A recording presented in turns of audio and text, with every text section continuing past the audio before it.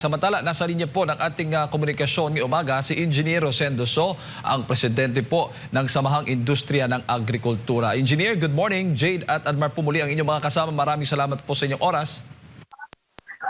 Jade at Mar, magandang umaga sa lahat. Opo. Engineer, kumustahin ko lang yung ating mga magsasaka. Ano ho ba yung update? Marami ho ba ang naapektuhan nitong epekto ng nagdaang bagyong Inday at Habagat? Yeah, sa suma total, hindi naman ganun kalaki, no? Yung bagyo na dumaan, pero siyempre, total estimate pa rin natin kung ilan ang talagang damage dito sa dumaan. Opo, sa initial po ninyong monitoring, aling lugar ho yung sa tingin po ninyo, yung may pinakamabigat at pinakamalala pong naapektuhan nga nitong nagdaang bagyo? Yeah, sa southern part, no, ng ating bansa. Dito naman sa northern part, ibig sabihin yung rice, gladly natin hindi naman masyadong apektado.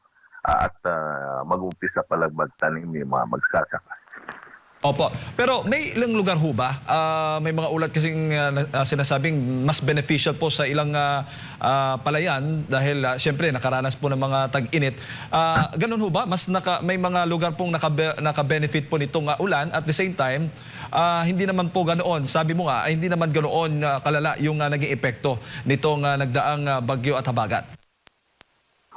Yes, oo.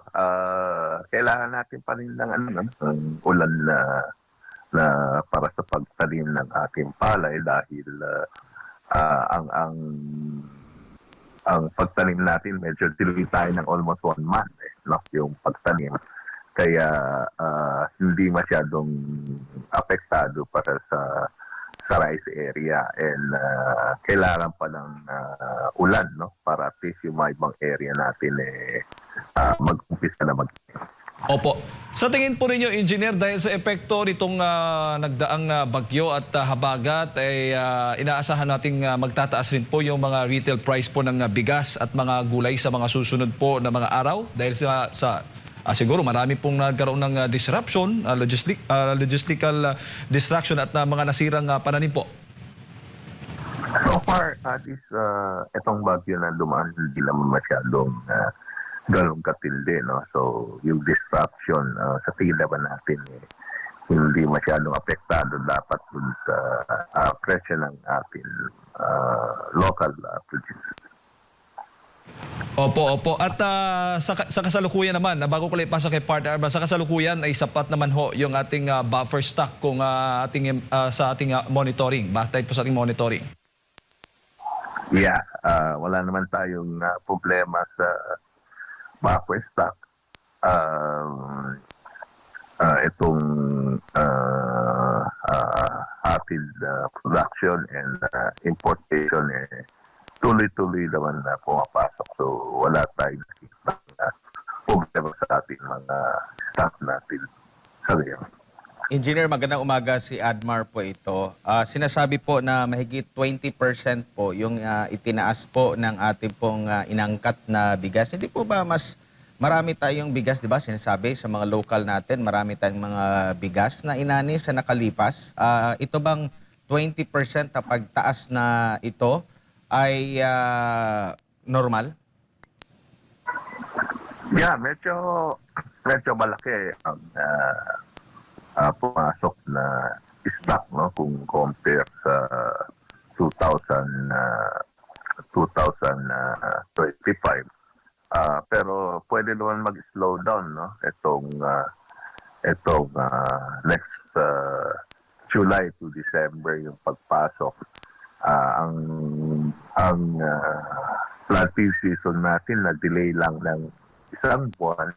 So, ina-expect natin na dapat yung pag-import natin ng bigas by coming August to December, mas maliit compare naman last year between yung month na papasok, no?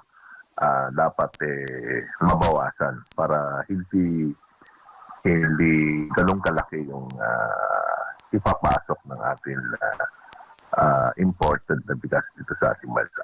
Opo, ito pong nababalitang Super El Nino po, engineer, may kasalukuyang epekto na po ba ito sa ating mga sakahan? Dahil sa pinakauling ulat po ng Pag-asa, lalo na sa mga dams, no? Like kagaya po dito sa Angat na meron din pong sinusuplayan na mga irigasyon dyan po sa bahagi ng Central Luzon at sa iba pang mga lugar, mas mababa na po doon sa normal operation level nila na 180, nasa 155 na po. Sa kasalukuyan po ba ay apektado na or kaya pa sa kasalukuyan, engineer? Yeah, so far ang ang mababase natin doon sa rainfall, no? Mas maliit yung rainfall natin this year compared last year. Pero of course, depende pa rin yung mga bagyo na papasok dito sa ating bansa. So,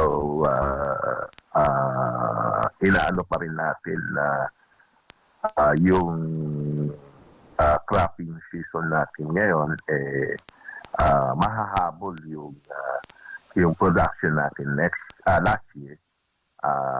So ang inaano pa na in-estimate pa rin natin na yung parating na buwan makakahabol pa rin natin yung expected yield natin para at least matapat natin yung yield natin this year to last compare last. Opo. Sa mga huli nating panayam po, engineer, nabanggit niyo po dati na ngayong planting season at sa darating na mga harvest season, dito natin mararamdaman yung naging epekto po ng sigalot doon po sa gitnang silangan, no? Tapos muling sumiklab po ang gulo doon. So inaasahan ba natin na sa darating na panahon ng Kapaskuhan, tataas yung presyo ng bigas natin or ang pag-aangkat muli yung magiging sandalan pero hindi ba tataas yung ating mga inaangkat din na bigas dahil nga po sa patuloy na gulo dyan sa gitnang silangan? Yeah. So far, Admar, ang good news na pwede natin masabi is yung urea medyo na-stabilize, no? Hindi kagaya last time na sumipa na ganun katindi. This time, medyo bumaba na. So, hopefully,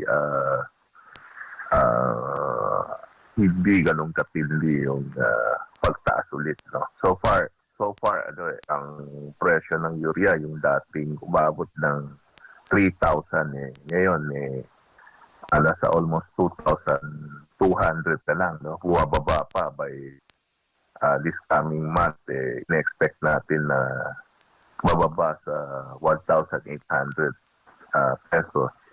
So, medyo malaking bagay yun doon sa ating mga magsasaka na pagbubibili ng pataba. Yun ang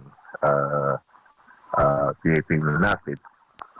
Yung pagtaas ng presyo ng fertilizer hindi na ganun katindi, no? Kagaya ng dati. Opo. Engineer, si Jade po ulit ito. Paano naman doon sa sektor ng pagbababoy at manukan? Paano naman po ito naapektuhan ng malawakang pagbaha dulot nga ng bagyong Inday at Habagat? Yeah, sa ano naman, sa livestock, hindi siyadong apektado, no? Yung naka-ano naman ito, naka-enclose naman ito. So far, hindi masyadong naka-affect sa production natin. Opo, pero may mga ulat ho ng pagkalunod ng mga hayop po doon sa mga o pagkasira sa mga farm infra dahil sa nagdaang bagyo. Yeah, pero hindi ganun kalaki, significant ang apektado dun sa mga report natin. Opo, at hindi naman kayo nangangamba na possible naman na ito'y pagmula na naman ng sakit sa mga hayop, dulot ng tubig baha.